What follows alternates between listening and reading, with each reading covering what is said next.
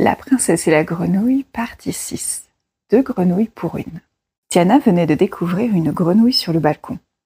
La jeune fille ne s'en serait pas plus étonnée que cela si la grenouille ne s'était mise à parler. Tiana rentra dans la chambre terrorisée. Elle n'arrivait pas à y croire. Quelle histoire à dormir debout, à défaut d'un conte de fées.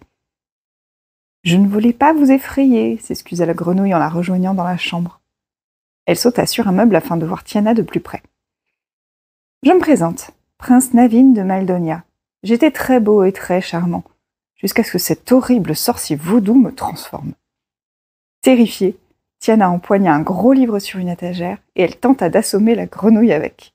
« Attendez, je connais cette histoire !» l'arrêta soudain cette dernière en examinant la couverture du livre. « C'est celle du prince grenouille !»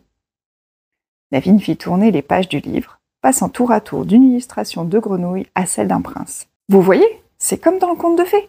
Si vous m'embrassez, je redeviendrai sûrement un prince. » Tiana grimaça, écœurée.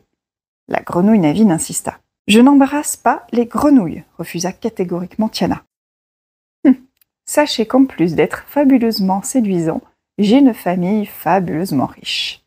Aidez-moi à récupérer mon apparence et en échange, je vous offrirai ce que vous voudrez. » Tiana réfléchit. Cette proposition était peut-être sa seule chance de pouvoir enfin monter son restaurant. « Juste un baiser, alors », murmura-t-elle. « Plusieurs, si vous voulez, ma chère », sourit le prince ensorcelé. Tiana ferma les yeux. Elle prit une profonde inspiration et plaqua un bisou rapide sur les lèvres tendues de la grenouille.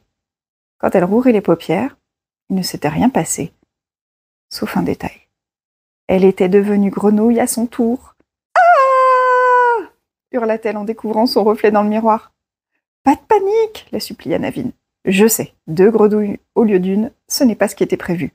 Mais au moins, on se tiendra compagnie. » Tiana, folle de colère, ne répondit pas. Elle se contenta d'essayer l'un de ses nouveaux talents de batracien et bondit boing à la gorge du prince.